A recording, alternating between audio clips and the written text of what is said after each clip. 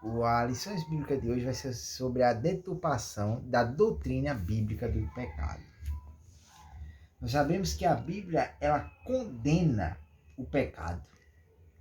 E às vezes há deturpações sobre isso, contradições sobre isso. Só que a Bíblia, para Deus não existe nenhuma referência de pecadinho, pecadão. Nós sabemos que todos os pecados se alinham ao mesmo proceder diante do Senhor. Vamos lá, texto áureo. Por isso, nenhuma carne será justificada diante dele pelas obras da lei, porque pela lei vem o conhecimento do pecado. Verdade prática.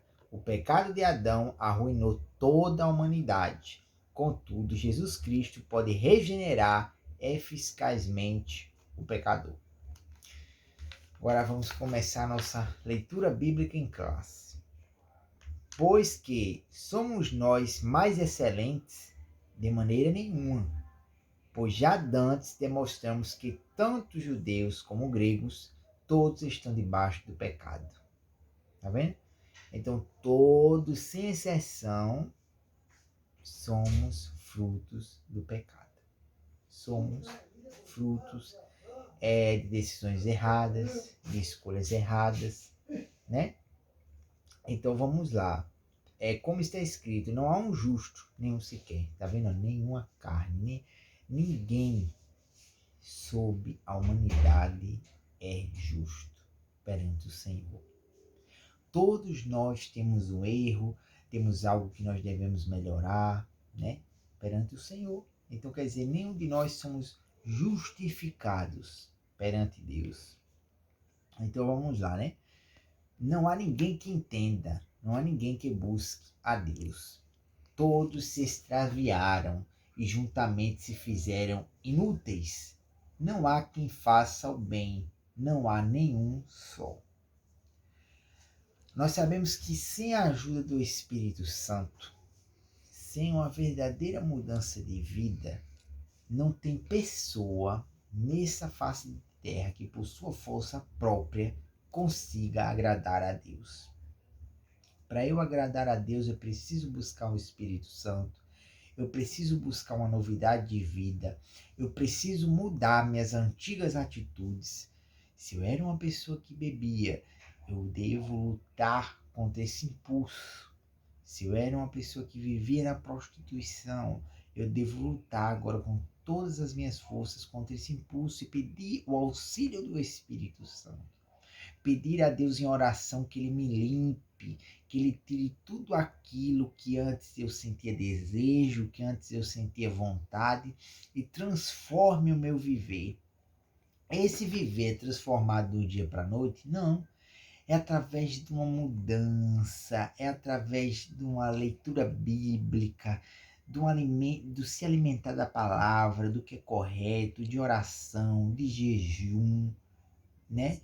Então, por isso que é importante uma pessoa, quando está em processo de libertação, ela fazer jejuns, participar de consagrações, participar de orações, porque através da oração ela vai sentindo força para vencer aquilo que ela não tinha forças.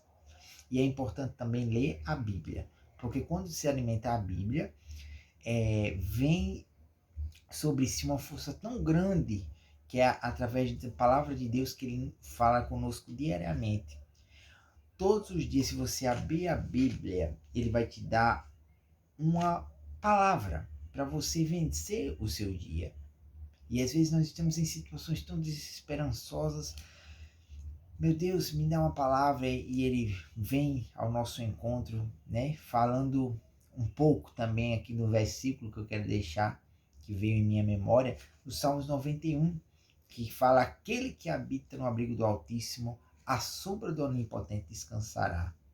Então, quer dizer, o Altíssimo deve ser o nosso escudo, o nosso abrigo, aonde a gente vai buscar proteção, aonde a gente vai buscar descanso, né? A gente tem que se refugiar no Senhor. O Senhor deve ser a nossa rocha, o nosso sustento, porque Ele é que pode nos proteger e nos livrar de todos os males e nos libertar de nós mesmos. Porque a maior luta do cristão, daquele que quer verdadeiramente uma mudança de vida, é a luta contra a sua própria carne, né? O cristão, como eu já vi em bases bíblicas e grupos familiares também que são realizados aqui em casa, glória a Deus, né? Fala sobre os 3 inimigos do cristão, que é o mundo, o diabo e a sua própria carne. Então, para mundo. Aqui no versículo 13 fala: a sua garganta é um sepulcro aberto, com a língua tratam enganosamente, peçonha de áspides está debaixo de seus lábios, cuja boca está cheia de maldição e amargura. Versículo 15: os seus pés são ligeiros para derramar sangue. 16: em seus caminhos há destruição e miséria, e não conhecer o caminho da paz. Não há temor de Deus diante de seus olhos. Ora, nós sabemos que tudo o que a lei diz aos que estão debaixo da lei o diz, para que toda boca esteja fechada e todo mundo seja condenável diante de Deus. Por isso, nenhuma carne será justificada diante dele pelas obras da lei, porque pela lei vem o conhecimento do pecado. Vamos lá. Agora vamos para a introdução da escola bíblica. Eu gostaria também de pedir, se você gostar, você curte, compartilha, comenta, porque isso é muito importante para que haja uma interatividade, tanto em quem está produzindo, né, esse conteúdo aqui, como entre vocês, né? Porque vocês comentando, curtindo, compartilhando é uma forma da gente interagir, e isso é importante, tá bom? Então eu peço que a gente possa ter essa comunicação, porque é bom se vocês tiverem alguma dúvida, vocês podem ir lá no comentário, bota lá, dúvida sobre isso, isso e isso, porque se surgir dúvida eu posso responder, a gente pode dialogar, entendeu? Para ficar bem interativo. Agora vamos lá, introdução. A queda no Éden transmitiu à humanidade a inclinação do coração humano ao erro. Para você ver que depois que o ser humano desobedeceu ao mandamento do Senhor, à ordem do Senhor, o que aconteceu? Transmitiu à humanidade a inclinação do coração humano ao erro. Quando se fala aqui de humanidade, se fala geral. O pecado ele não só devastou Adão, não só devastou Eva. Através desse erro, toda uma geração, do começo até o fim, foi atacada por esse mal, que é o mal que se chama a desobediência. Então, para você ver o quanto a nossa desobediência nos afasta de Deus, o quanto deixar de olhar os princípios de Deus, olhar os mandamentos de Deus, obedecer ao Senhor e não escutar a sua voz, o quanto nos faz ser inúteis. Perante uma sociedade que hoje em dia se vive tão depravada, tão mundana, nós temos que ser sal, nós temos que ser luz, para que esse mal que começou lá no Jardim do Éden possa ser extirpado. Aí você me pergunta, né? Tem como ser extirpado o erro, o pecado? Tem. E isso só foi possível através do sacrifício da morte de Jesus. Porque através da sua morte ele veio para limpar a gente de todo o pecado. Só que para isso é necessário uma vida de renúncia, é necessário uma vida de mudança, é necessário uma vida de comprometimento com Deus. Isso é fácil? Não. Renunciar é fácil? Não. Mas é necessário. É necessário uma mudança, é necessário uma renúncia. Porque são as renúncias, a mudança que vai nos tornar muito mais perto do Senhor, né? Então vamos lá, né?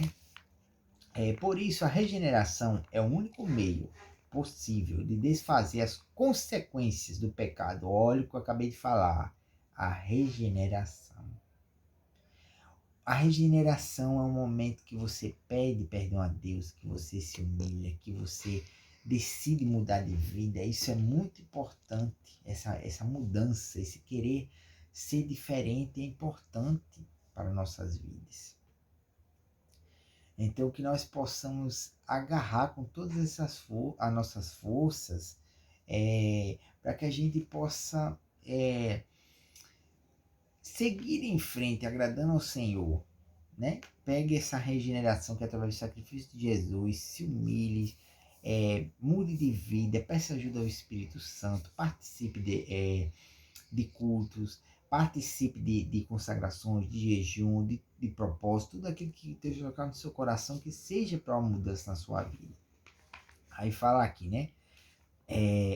Em que a natureza humana só pode ser transformada pela obra de Cristo, não obstante por influência de teologias modernas. A doutrina do pecado vem sendo deturpada e enfraquecida.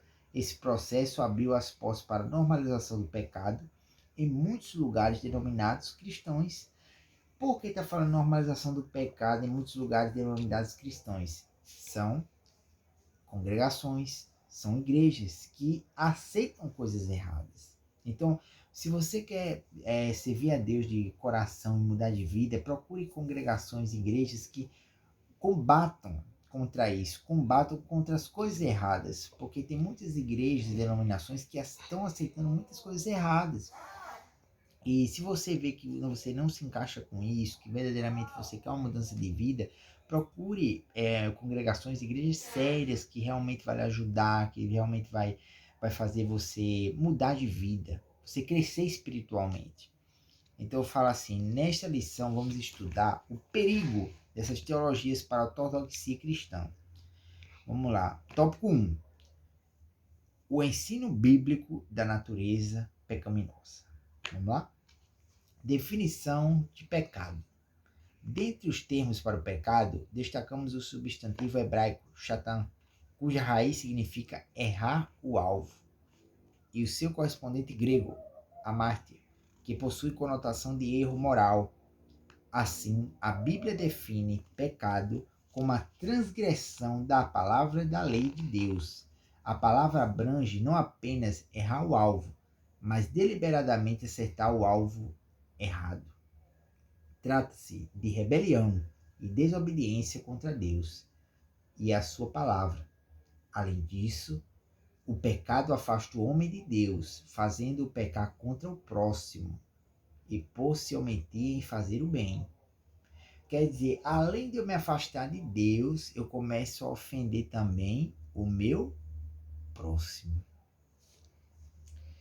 Por quê? Porque o pecado ele traz destruição. O pecado ele destrói famílias, o pecado ele destrói amizades, destrói relacionamentos.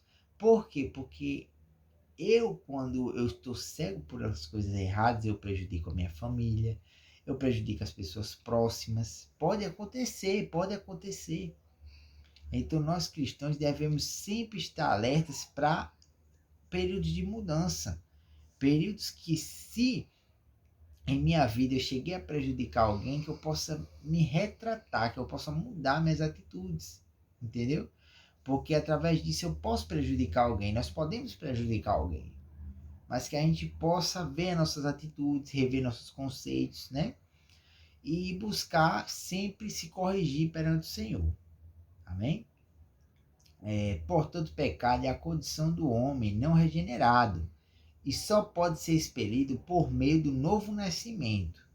Essa reconciliação do homem com Deus só é possível em Cristo Jesus. A universalidade do pecado. O ser humano foi criado em estado de inocência, sem pecado, perfeito. Tá vendo? No momento em que Adão e Eva ainda não tinham desobedecido a Deus, eles estavam em um estado perfeito, a Bíblia revela, tá vendo? Um estado perfeito, eles não tinham erro, não tinha maldade, não tinha malícia. Aí fala aqui, ó, e dotado de livre-arbítrio. Só que desde o começo eles tinham livre-arbítrio, que é o direito de escolha, né? Aí, porém, o primeiro homem escolheu desobedecer a Deus e a sua queda corrompeu toda a humanidade. O pecado de Adão foi transmitido a toda a raça humana. Assim, a partir da queda, todos os seres humanos nascem em pecado. Portanto, o pecado não é passado adiante meramente pela força do mau exemplo, mas é um mal inerente à natureza humana. Em consequência disso, todo ser humano está debaixo da escravidão, do pecado e da condenação da morte. Apesar de corrompida pelo pecado, a natureza humana pode ser eficazmente regenerada pela fé em Cristo. Vamos lá? Corrupção total. Tópico 3. É o estado de corrupção mental. Tá vendo? A corrupção total é o estado de corrupção mental, moral e espiritual. Agora vamos lá para a gente entender. Mental por quê? Porque é algo que mexe com minha mente. A partir do momento que teve a queda sobre o primeiro casal humano, a mente deles foi corrompida. Era uma mente limpa, era uma mente que não tinha maldade, era uma mente que não tinha malícia, mas a partir daí entrou a inclinação da mentalidade maligna. A partir daí o inimigo começou a trabalhar na mente deles. Se a mente era inocente, passou a ser uma mente maldosa, passou a ser uma mente de desejar as coisas erradas, de maquinar as coisas erradas. Aí vamos lá, moral. Moral por quê? Porque perdeu a moral. Perdeu a moral, quer dizer, não tinha mais decência, não tinha mais juízo, consciência daquilo que era errado. Era uma depravação sem ter moral, sem ter juízo, sem ter consciência. E espiritual, por quê? Porque se afastou de Deus. Saiu do plano espiritual para entrar no plano carnal, para entrar na carne, na natureza humana. Então, quer dizer, afetou essas 3 áreas do ser humano. Aí fala, nesse aspecto, a inclinação para fazer o errado é resultado do pecado. Por causa da queda, todas as áreas de nosso ser foram corrompidas. Essa corrupção impede o homem de tomar a iniciativa no processo de regeneração. Ele só pode ser liberto do pecado após o convencimento do Espírito. Sem essa ajuda divina, ninguém pode ser transformado. Ou seja, o livre-arbítrio precisa ser divinamente restaurado. Somente por meio da graça, o homem recebe capacidade para crer, arrepender-se e ser salvo. Dessa forma, a libertação do pecado não provém de nenhum esforço humano, mas é gratuita e divinamente ofertada. Vamos lá, né? Agora vamos para o tópico 2. Tópico 2 depois da primeira estrofe da introdução, tá certo? Então vamos lá. As teologias modernas. Vamos lá. Teologia do pecado social. A tese do pecado social remontam aos concílios católicos de Medellín,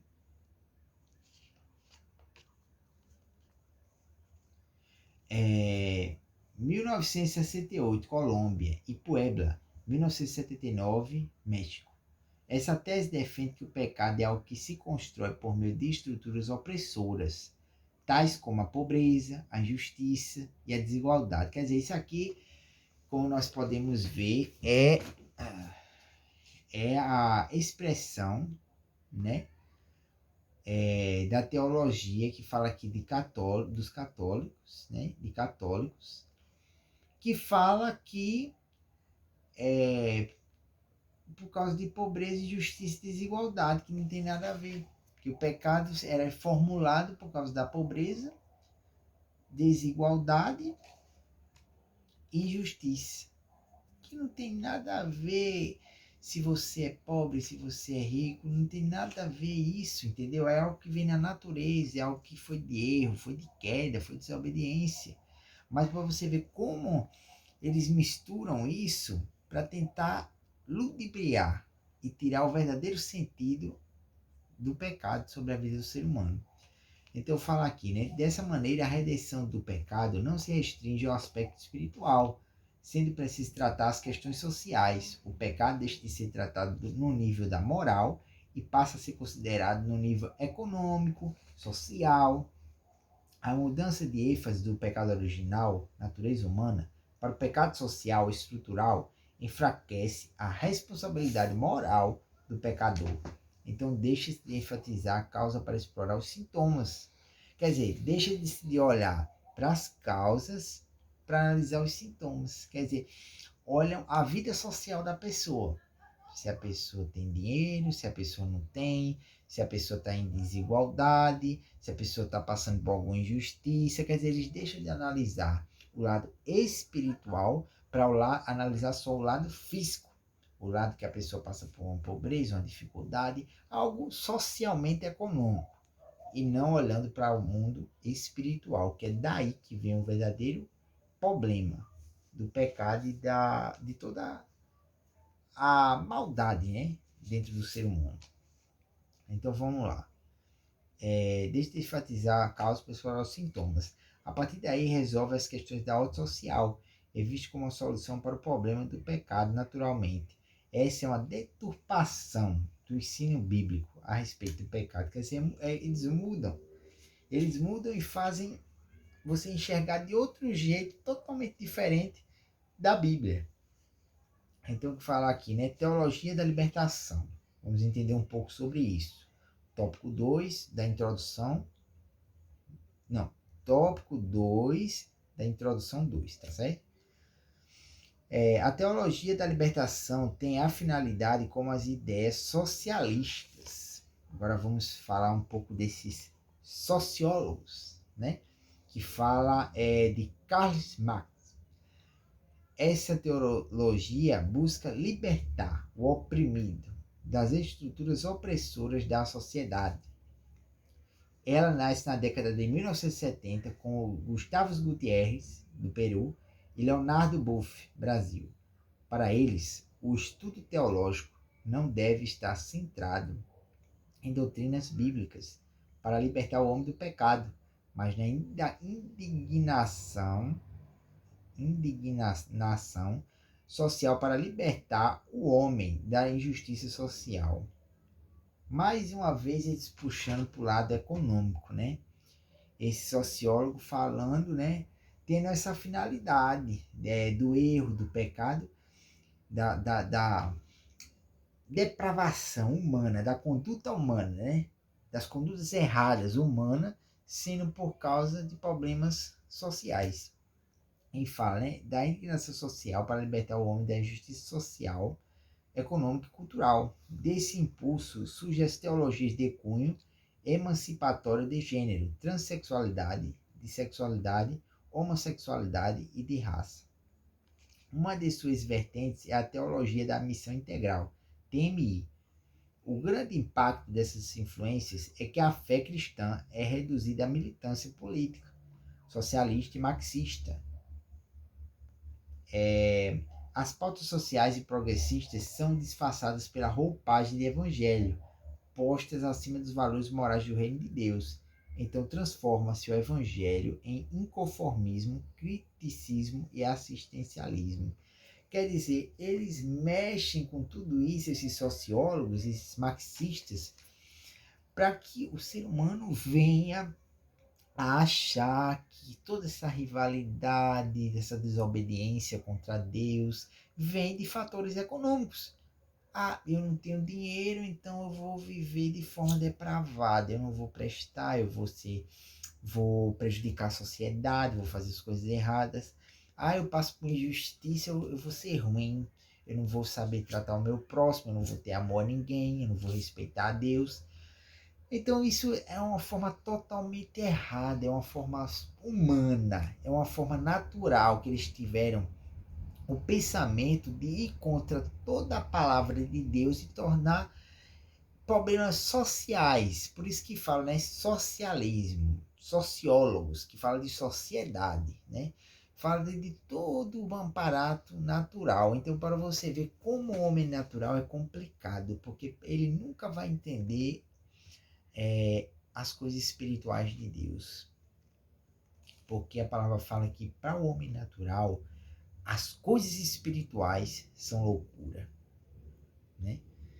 Vem aqui toda aquela história de Big Bang, aquelas coisas, né? Porque isso é o olhar humano. O olhar humano é que mistura isso. Mas quem é espiritual sabe que existem sim forças espirituais malignas que atuam sobre o ser humano, além da sua natureza carnal, porque a guerra não é contra principados, não é contra potestades, mas é contra a nossa própria carne. Mas nós sabemos que há seres espirituais, tanto como bem, tanto como mal, que regem também sobre a terra. Então, nossas atitudes são natureza humana perversa, são da natureza humana perversa, mas também tem muita ligação com o mundo espiritual. A quem eu obedeço, a quem eu sirvo, a quem eu me dedico, ou a minha carne ou a Deus, eu vou estar mexendo com o mundo espiritual, eu vou estar agradando a Deus ou ao diabo, um dos dois. Mas isso é algo que vem do mundo espiritual e que o natural não entende. Então vamos lá, né? Tópico 3 da introdução 2. Liberalismo teológico. Após a Reforma Protestante, floresce o liberalismo teológico, onde a razão é colocada acima da revelação divina. Como resultado disso, a inspiração, inerência e infabilidade das Escrituras são questionadas. Os milagres e o sobrenatural. Tá vendo? O sobrenatural e os milagres são considerados mitológicos. Quer dizer, uma podre falta de respeito. Porque fala aqui, né? Onde a razão é colocada acima da revelação divina.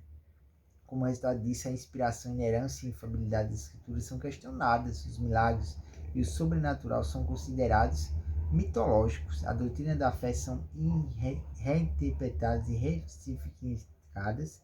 Troca-se a mensagem da salvação de arrependimento, confissão de pecados e mudança de caráter por uma visão progressista que enfatiza a transformação social pelo paradigma do marxismo. Assim, o pecado é relativado e o ecumenismo religioso é propagado e toda a experiência espiritual é considerada válida. O ideário da teologia liberal é de oposição às antigas doutrinas bíblicas e que se fundamenta na revelação das Escrituras. Quer dizer, esse liberalismo teológico, eles falam que os milagres e o sobrenatural são considerados mitológicos. E não é, né? Porque o mundo espiritual, ele é muito além do nosso mundo físico. Então, o ser humano ele deve compreender isso, né? Que os milagres e os prodígios são algo que a gente não entende. Às vezes a gente não entende, às vezes a gente tem essa imaturidade na nossa mente. O ser humano tem essa imaturidade. Só que temos que entender e passar para outras pessoas que os milagres existem. E nós, como quando mudamos nossa vida e provamos um pouco da vida espiritual com Deus, a gente sente essa mudança nas nossas vidas. E através disso a gente passa para outras pessoas. Aí fala normalização do pecado, crise ética e moral. Em termos gerais, os valores que regulam a conduta de uma pessoa denominam-se ética. E a prática dessa conduta recebe o nome de moral. Nessa concepção, a obediência aos princípios bíblicos reflete o caráter de um cristão.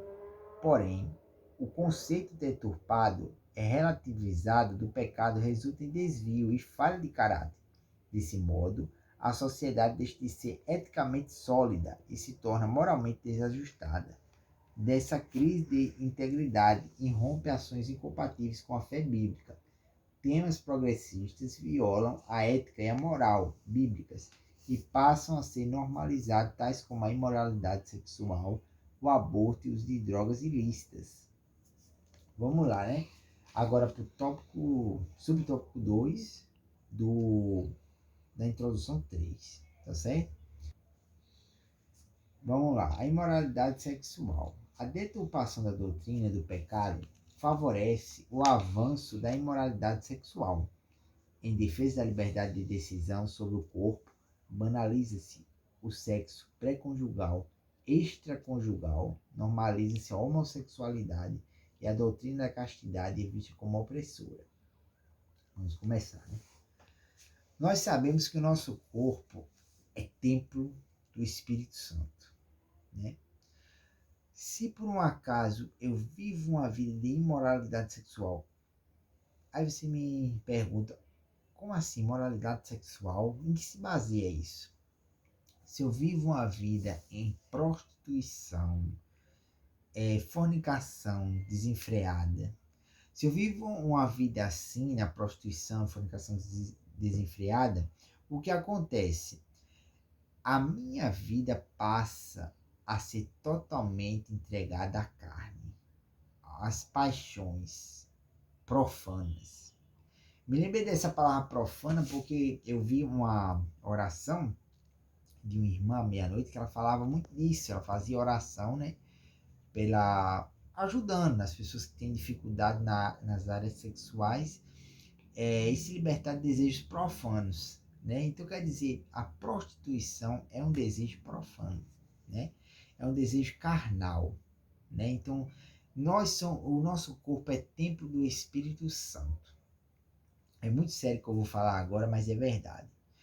Se eu vivo em prostituição, então o meu templo, que era para ser habitado por Deus, é habitado pela sujeira e pelas imundícies carnais e por espíritos malignos.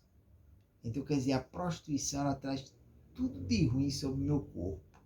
Quer dizer, um corpo que é para ser separado para o Senhor, um corpo que é para ser separado para um casamento, para uma vida conjugal sadia. Então isso é quebrado. Quando eu vivo na imoralidade sexual, isso é quebrado. Então meu corpo, em vez de servir a Deus, serve de instrumento para o maligno. Serve de instrumento para os meus próprios desejos e para a minha carne. Então, quer dizer, a imoralidade sexual é um pecado grave. Porque a Bíblia fala, todo pecado é feito fora do corpo. Já aquele que se prostitui peca contra o seu próprio corpo. Quer dizer, eu estou pecando contra o templo de Deus. Porque nós somos templo de Deus. Então, quer dizer, a imoralidade sexual afasta completamente o ser humano de Deus. É algo depravatório. Porque é algo que vai nos afastar muito de Deus. Porque o meu corpo, que é para ser de Deus, serve de instrumento para o maligno e para as obras da carne. Que fala, né? Nesse aspecto, o afrouxamento da moral, o ensino da ideologia de gênero e a erotização da infância promovem luxúria e licenciosidade. O pecado é tolerado, a família é desconstruída e a doutrina da santidade é negligenciada. Vamos lá para o tópico 3, né? A dessacralização da vida. As escrituras ensinam que a vida humana é sagrada, porque tem origem divina. Por consequente, a vida é inviolável e deve ser valorizada. O corpo humano deve ser cuidado, alimentado e preservado. Não obstante, a vulgarização do pecado fomenta ideologias que desprezam a sacralidade e a indignidade humana, propaga-se a autonomia incondicional sobre o próprio corpo sem devidas limitações éticas e morais. O slogan "Meu corpo, minhas regras" reivindica o direito de a pessoa usar drogas, prostituir-se, abortar, cometer o suicídio e a eutanásia. Assim, o corpo, que é templo do Espírito Santo, é profanado. Para você ver que tudo isso é fora do contexto contra Deus. Então, meu corpo, minhas regras, que verdadeiramente é um slogan muito usado pela era mundana, ele fala que deve-se usar drogas, deve-se prostituir-se, deve abortar, deve cometer o suicídio, deve cometer a eutanásia, mas nós sabemos que tudo isso que está sendo citado aqui vem da carne. E tudo isso que está sendo ensinado aqui vem de espíritos malignos e de coisas que desagradam ao Senhor. Então quer dizer, tudo isso é da vontade do diabo. E tudo isso leva à destruição. Quantas pessoas que nós não vemos, né? Que serviam a Deus, que se dedicavam ao Senhor, e se desviaram e se foram para esse mundo terrível.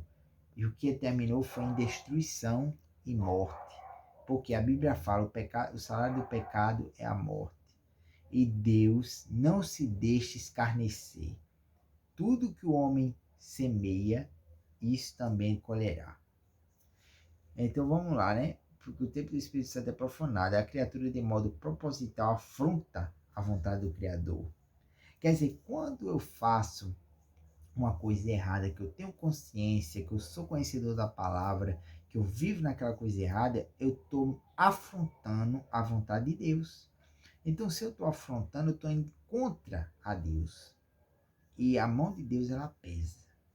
Então, que nós possamos compreender que a vontade de Deus é sempre amarga, é sempre dura, a renúncia é difícil, é dolorosa, mas é necessária.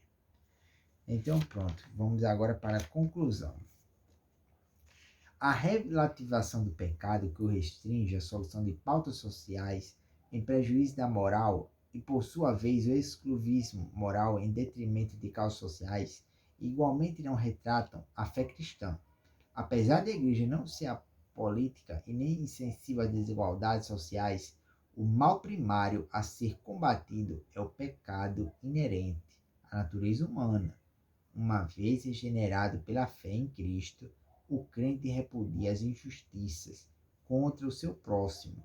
A igreja atuante é aquela que ainda milita na terra contra a carne, o mundo, o diabo, o pecado e a morte. Então, que nossa luta, irmãos, a luta daquele que serve a Deus, é contra a sua própria carne, é contra o mundo, é contra o diabo, é contra o pecado e é contra a morte. Amém? Porque o Senhor Jesus Cristo, ele morreu para nos dar vida e vida e abundância. Então, que cada um possa ficar com esse estudo bíblico, que cada um possa escolher a Jesus, que cada um possa escolher a vida eterna, né? Porque Jesus veio para dar vida e não morte. E o caminho do inimigo pode ser bom, pode ser delicioso, né? Ele mostra muitas coisas boas, mas que no final são caminhos de dor, de sofrimento. E eu acho que cada um já teve algum exemplo de alguém que seguiu esse caminho e se deu mal.